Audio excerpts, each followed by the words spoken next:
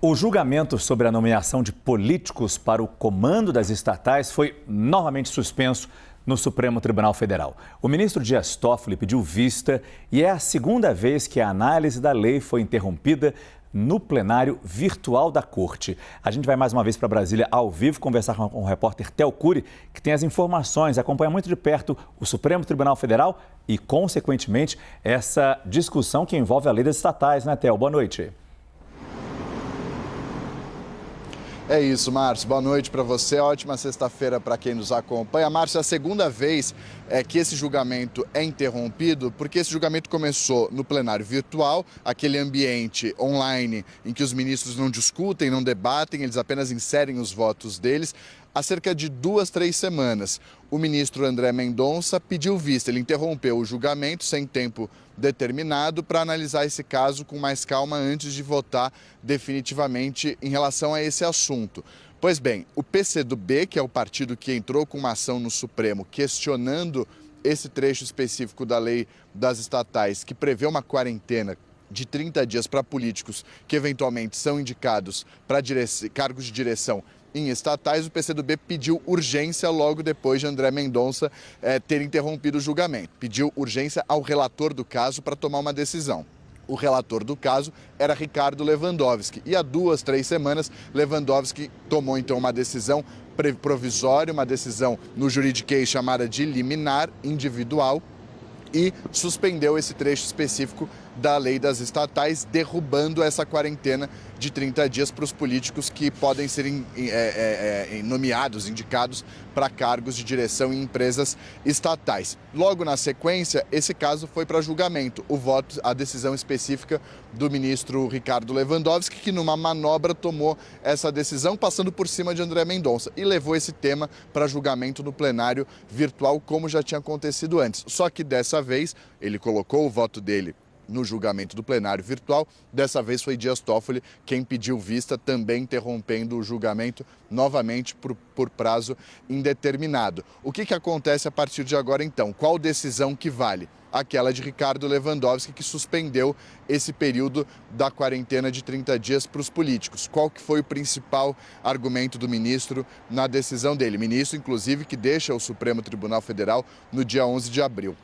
Na decisão dele, Ricardo Lewandowski justificou dizendo o seguinte, que apesar de a lei das estatais tentar evitar ao máximo um suposto aparelhamento político das empresas estatais, dando mais transparência, dando mais controle, previsibilidade e imparcialidade às atividades dessas empresas estatais, ele disse que a lei das estatais acabou criando discriminações desarrazoadas e desproporcionais. De acordo com Ricardo Lewandowski, afastar de maneira indiscriminada pessoas que atuam na vida pública, políticos, da gestão de empresas estatais representa uma discriminação odiosa e injustificável. E isso, na avaliação do ministro Ricardo Lewandowski, fere a Constituição Federal, que prevê, entre outras coisas, que ninguém pode ser privado de direitos por motivo de convicção política. Então, teve primeiro uma suspensão do julgamento, o ministro Lewandowski tomou a decisão atendendo ao pedido do partido PCdoB, que pedia urgência, ele tomou essa decisão. O julgamento acabou sendo retomado, houve a suspensão do julgamento, mas o que vale definitivamente não, o que vale agora, até que haja uma decisão definitiva do Supremo Tribunal Federal, é essa determinação do ministro Ricardo Lewandowski, que derrubou o prazo de quarentena de 30 dias para que políticos possam eventualmente ser indicados para cargos de direção em empresas estatais. Esse prazo de 30 dias vale, entre outras funções, para dirigentes partidários, sindicalistas, ministros, secretários de Estado e secretários municipais. Márcio, essa é a decisão que vale até que o Supremo, de fato, volte a se debruçar sobre esse caso ou quando o ministro Dias Toffoli devolver o voto dele em definitivo.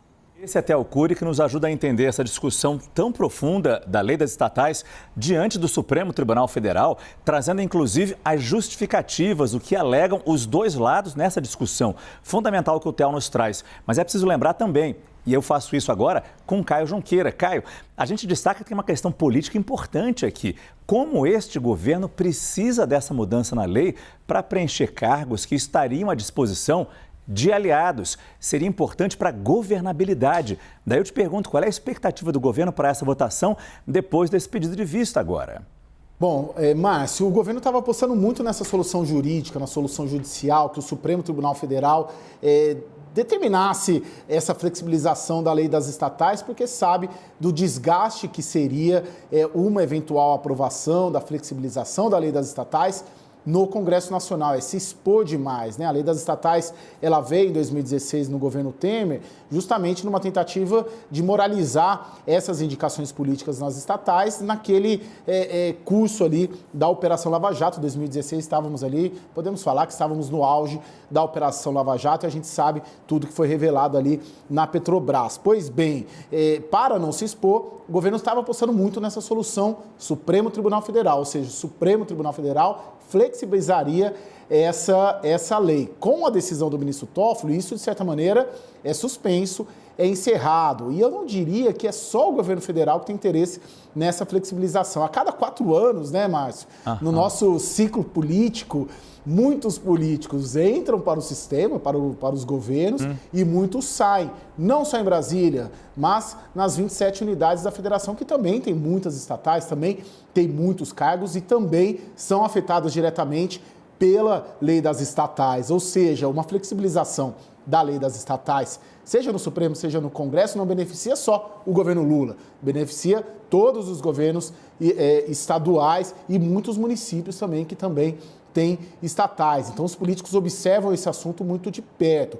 Para o governo Lula, especificamente, para te responder, Márcio, sim. Primeiro, há uma crítica a essa lei, né? Há um incômodo com essa lei, tem uma bronca muito grande do governo Lula com essa lei das estatais. E, de fato, é um governo que tem muita gente, vamos lembrar a tal da Frente Ampla durante a campanha, ela está se esvaziando, mas esse é outro debate, se essa Frente Ampla entrou no governo Lula de fato, né? A gente vê muito ali, só alguns personagens dando as cartas, mas, de fato, com um governo muito amplo, muito ampliado, tem muita gente para pouco espaço para ser ocupado. E uma flexibilização da lei das estatais abre mais espaços para que mais perfis políticos mais cargos possam ser oferecidos em troca aí da tão buscada governabilidade. E por mais que a justificativa do ministro Lewandowski faça sentido, a lei das estatais meio que separa as pessoas, distingue as pessoas que poderiam assumir as empresas,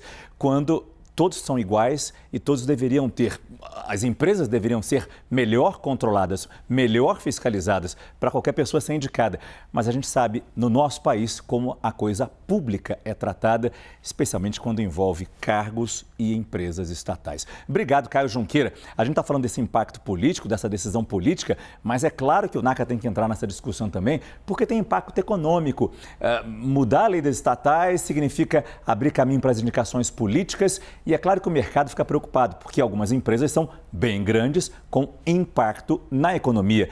E daí eu te pergunto, Naka, de alguma maneira o mercado também está atento a esse julgamento no Supremo sobre a lei? Definitivamente sim, Márcio. Dá a impressão entre os analistas e investidores que acompanham as empresas estatais que uma flexibilização da lei poderia ser a cereja do bolo do mau momento das empresas estatais na Bolsa de Valores, porque depois do governo Bolsonaro, onde você tinha uma expectativa de abertura das empresas, abertura dos setores ao capital privado, o que você tem no governo atual é exatamente a inversão dessa trajetória com a proteção e fortalecimento das empresas estatais. Para o investidor que está interessado, por exemplo, eventualmente numa privatização, não há nenhuma perspectiva sobre isso. Então, diante desta alteração da perspectiva, uma mudança na lei das estatais alteraria também a maneira com que a empresa é administrada por dentro, né? Com essa possibilidade, por exemplo, da influência política. Concordo 100% contigo que o ideal seria que a governança das estatais fosse robusta o suficiente para impedir que qualquer pessoa, independentemente da origem ou do viés político, pudesse atrapalhar os negócios da empresa. E sobre essa discussão, Márcio, que eu tenho visto também no mundo privado e na academia, é uma discussão também do contrário, do lado contrário contrário dessa discussão. Muito se discute sobre vir do mundo político e ir para uma empresa estatal. O que tem muita gente reclamando é sobre a legislação sobre pessoas que saem da iniciativa privada, entram no governo e voltam para a iniciativa privada, numa espécie de porta giratória. Sobre isso, há poucas regras. As regras são mais flexíveis. E isso pode permitir, por exemplo, a entrega, levar informações importantes do Estado brasileiro, estratégicas, para a iniciativa privada, o que geralmente leva, por exemplo, a salários absolutamente milionários de pessoas que estavam no governo e passaram para a iniciativa privada sem um filtro ou sem uma quarentena de fato para esses casos.